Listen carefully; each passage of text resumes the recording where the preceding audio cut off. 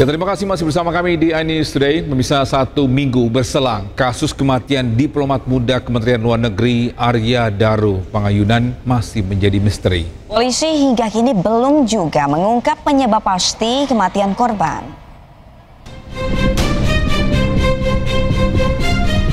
Satu minggu berselang kasus kematian diplomat muda Kementerian Luar Negeri Arya Daru Pangayunan dengan wajah tertutup lakban hingga kini masih menjadi misteri.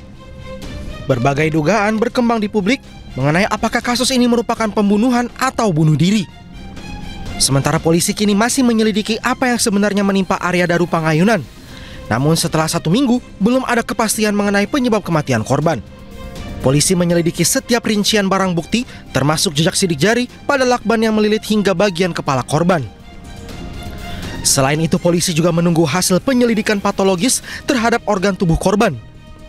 Sejumlah saksi sudah diperiksa termasuk penjaga kos dan istri korban. Usai olah tempat kejadian perkara, polisi memastikan tidak ada dokumen dan barang berharga yang hilang.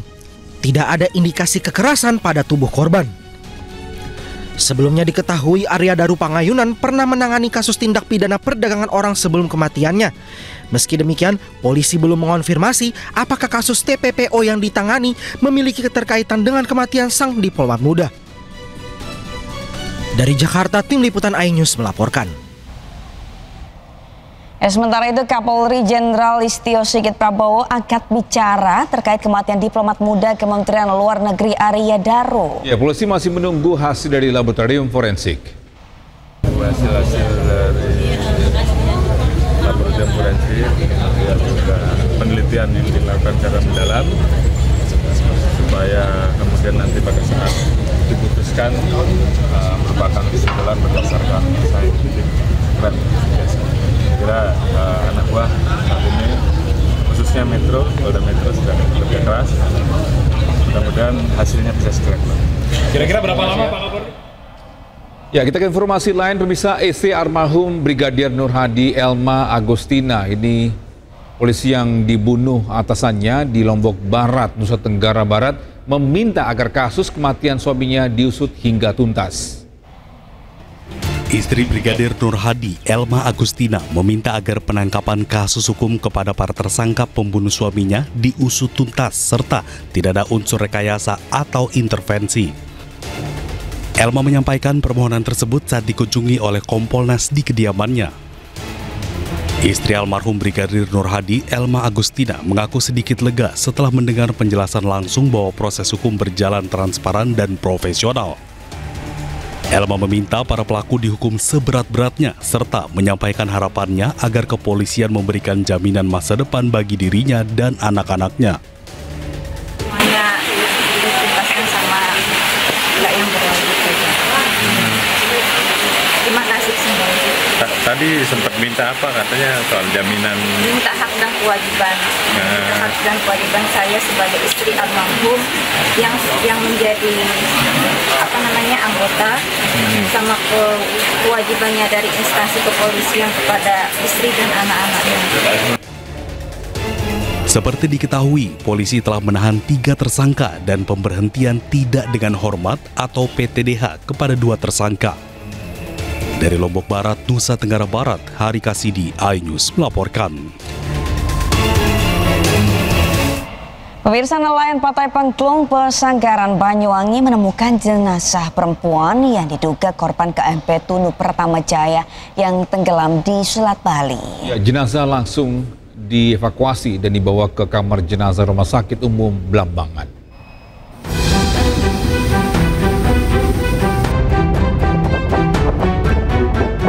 Sesosok jenazah perempuan ditemukan nelayan di Pantai Pengklung, Pesanggerahan, Banyuwangi, Jawa Timur.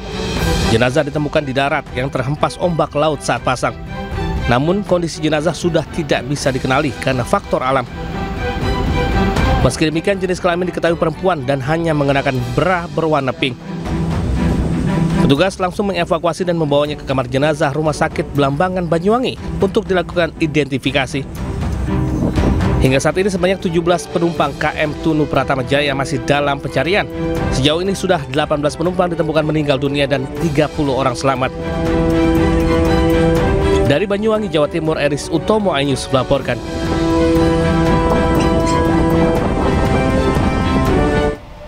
Bisa diduga tidak berkonsentrasi saat berkendara, seorang pengemudi sepeda motor melaju kencang dan menabrak sebuah truk. Akibatnya kejadian tersebut, pengendara sepeda motor mengalami luka berat dan terjepit di kolong truk.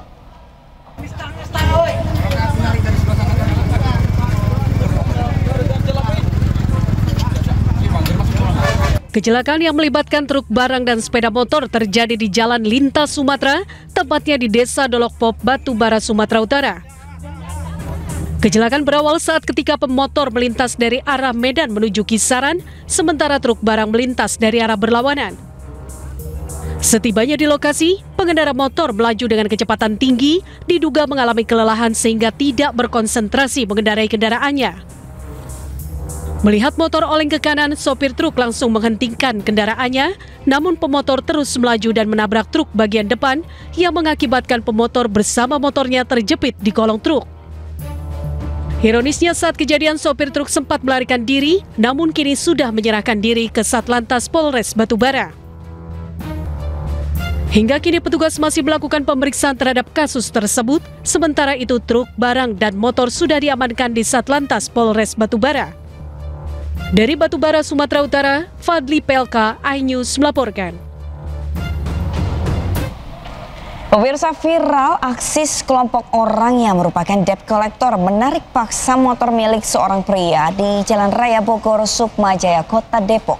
Akibatnya sempat terjadi keributan di jalan raya.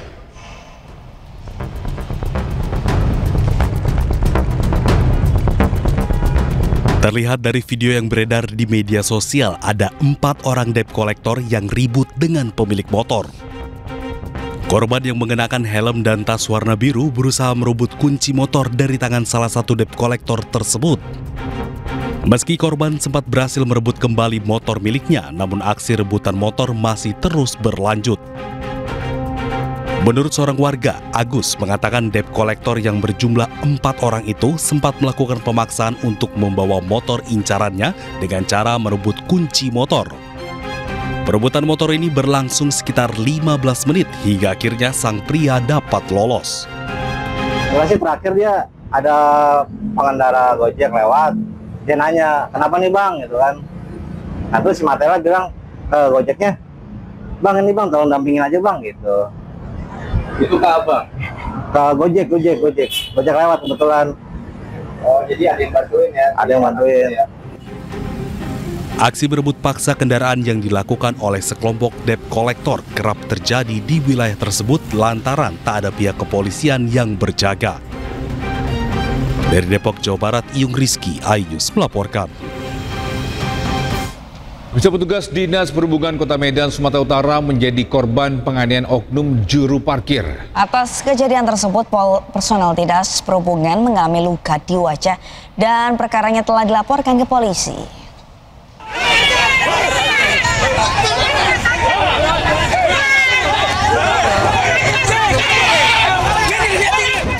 Video bentrokan antara personil Dinas Perhubungan Kota Medan dengan sejumlah pria diduga juru parkir viral di media sosial.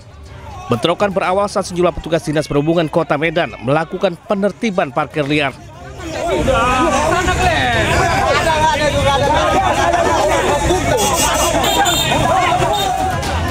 Saat akan ditertibkan, kendaraan yang diduga menyalahi aturan, sejumlah pria diduga juru parkir berusaha menghadang petugas. Saling dorong sempat terjadi hingga akhirnya 2 personil Dishub yang melakukan penertiban dianiaya oknum jukir.